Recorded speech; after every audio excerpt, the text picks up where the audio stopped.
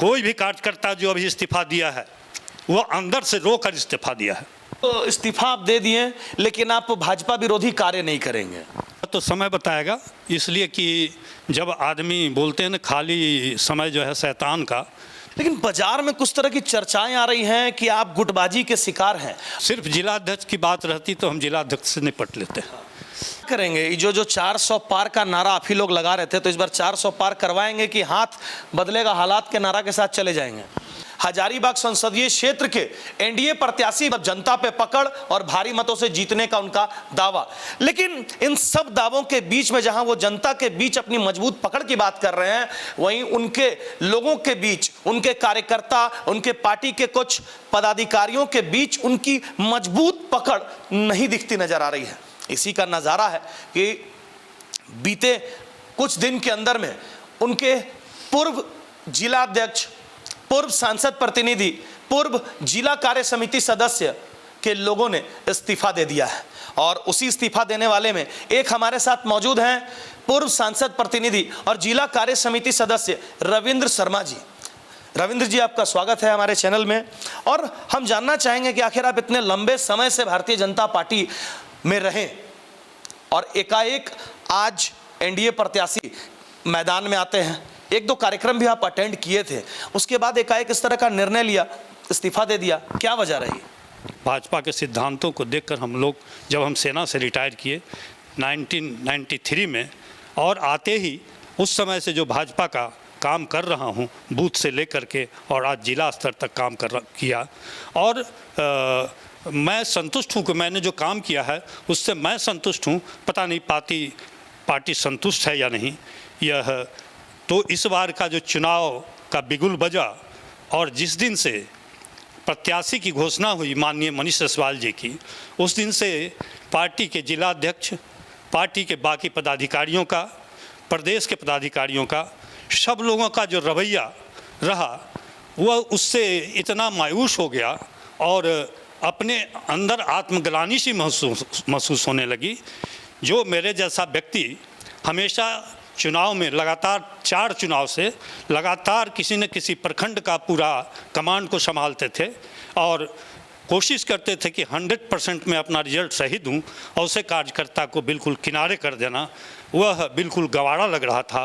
और लगा कि अब इस स्थिति में इतना ग्लानि महसूस करके पार्टी में रहना उचित नहीं है, और इसी कारण से मैंने पार्टी से अपना त्यागपत्र दे दिया और अब मैं घर में बैठा हूँ। अब मुझे आत्मग्लानि इसलिए नहीं हो रही है कि मैं पार्टी में नहीं हूँ, मैं पार्टी से अलग हूँ, पार्टी से किनारे हूँ। रविंद्र जी, आपके साथ साथ जैसी मेरी जानकारी है कि पूर्व जिला अध्यक्ष आपके प्रकाश मिश्रा, पूर्व जिला अध्यक्ष नारायण चंद्र भौमिक जी, सुमन सिंह जी और भोला कुशवाहा ने भी, जो सदस्य हैं, उन्होंने भी इस्तीफा दिया। सही है ये? मैं बता दूं कि लगभग 80 से 90% पुराने कार्यकर्ताओं को बिल्कुल किनारे कर दिया गया है, उनके मान सम्मान के ऊपर आघात किया गया है। उन लोगों ने भी इसी से आहत होकर के और अपना इस्तीफा दिया। लेकिन बाजार में कुछ तरह की चर्चाएं आ रही हैं कि आप गुटबाजी के शिकार हैं और आप जयंत सिन्हा को टिकट नहीं दिया गया केंद्र सरकार के द्वारा, मोदी जी के टीम के द्वारा, इसके कारण आप दुर्भावना से ग्रस्त होकर और इस तरह का कदम उठाए हैं, इस्तीफा दे रहे हैं, और हिंट्स हो रहा है कि जयंत सिन्हा के टीम के हैं आप लोग, इसीलिए ऐसा काम कर रहे हैं। यदि कोई पढ़ा लिखा व्यक्ति यदि इस तरह का बात कहता है तो मुझे तो शर्म आती है कि इसका मतलब उनके ज्ञान में कमी है। ये बताइए विनीत जी, मैं पहले भारतीय जनता पार्टी का कार्यकर्ता बना तब तो जयंत सिन्हा के नज़दीक सटा। जयंत सिन्हा सांसद, चाहे जसवंत सिन्हा सांसद यहाँ से चुनाव लड़े, तो वहाँ पर यदि लगातार, जब जसवंत सिन्हा जी वित्त मंत्री, विदेश मंत्री रहा करते थे, उस समय से ही लगातार डेमो टाण में ही जो है लोकसभा की राजनीति लगातार होती रही, तो स्वाभाविक है कार्यकर्ता जिसका जो काम करने वाला कार्यकर्ता है और यदि सांसद उससे लगाव ज़्यादा रखता है तो वहाँ पे प्रेम हो जाता है, वहाँ पे लगाव ज़्यादा हो जाता है। तो ऐसी बात नहीं है, मैं पहले पार्टी का कार्यकर्ता हूँ, उसके बाद किसी व्यक्ति का आदमी हूँ। पार्टी का कार्यकर्ता मैं था और हूँ और आगे भी रहूँगा। मतलब पर्सनली एक जिला अध्यक्ष मैं ये बता देता हूं कि यदि किसी को लग रहा होगा कि मैं भारतीय जनता पार्टी को छोड़कर और जो भारतीय जनता पार्टी के विरोध में चुनाव लड़ रहे हैं कहीं उनका दामन थाम लूँगा, तो ऐसी बात नहीं है। कोई भी कार्यकर्ता जो अभी इस्तीफा दिया है वो अंदर से रोकर इस्तीफा दिया है, मैं इतना आपको बता देता हूँ। मतलब इस्तीफा आप दे दिए लेकिन आप भाजपा विरोधी कार्य नहीं करेंगे?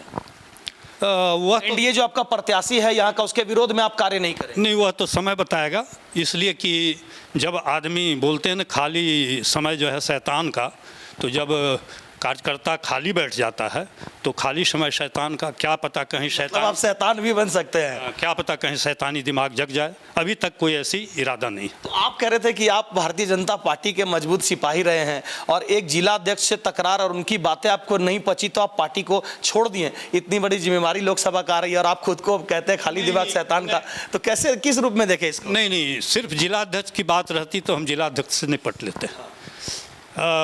कुछ ऐसी वारदात हैं कि जहाँ पे प्रदेश के महामंत्री और यहाँ के क्लस्टर चुनाव प्रभारी साथ में प्रदेश के प्रभारी और राष्ट्रीय उपाध्यक्ष भी वहाँ उपस्थित थे।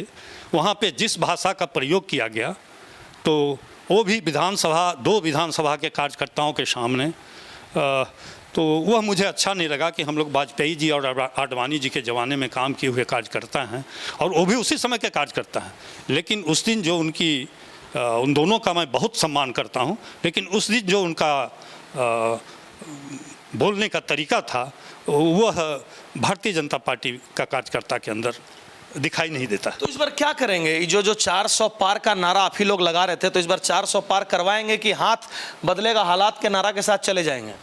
मैंने आपको पहले ही बोला कि भारतीय जनता पार्टी संगठन से नाराज़गी है, हमें कैंडिडेट से कोई नाराज़गी नहीं है, लेकिन जब नाराज़गी है तब ये नाराज़गी कहाँ तक जाएगी यह समय बताएगा। चलिए, अभी आप कोई राजनीतिक दल से जुड़े हुए नहीं हैं, आप एक पूर्व सैनिक के नाते आपसे हम पूछ रहे हैं, किसी पार्टी में तो जुड़े हुए नहीं है अभी ना? नहीं, किसी में नहीं, किसी पार्टी में तो नहीं। चलिए, आम आदमी के नाते आपसे पूछते हैं कि अब की बार किसकी सरकार, जो हम हर लोगों से पब्लिक ओपिनियन लेते हैं, अब की बार होगा 400 पार या फिर हाथ बदलेगा हालात या कोई और?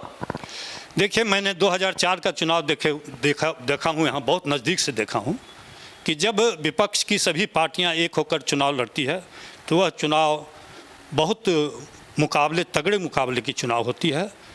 अब हमारे माननीय प्रधानमंत्री नरेंद्र मोदी का जो एक हवा जो चलता है, तो वह उत्साह मुझे न तो शहर में देखने को मिल रहा है न देहात में देखने को मिल रहा है। तो मोदी जी का हवा नहीं है इस बार? हमें दिखाई नहीं दे रहा।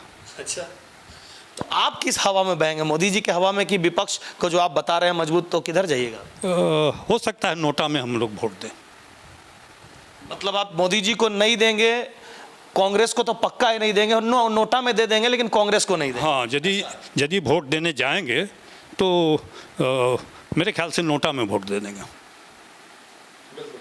ठीक है, ये रविंद्र शर्मा जी हैं जिन्होंने भारतीय जनता पार्टी के अस्थायी सदस्यता और अपने पद से भी त्याग दे दिया है। किनके साथ ये जाएंगे ये आपने सुना, और अब हम आपको बाकी और लोगों से भी बात करवाएंगे, उनके मन को टटोल कर बताएंगे कि आखिर क्यों उन्होंने पार्टी से त्याग दिया और उनका आगे का स्टैंड क्या होगा। धन्यवाद।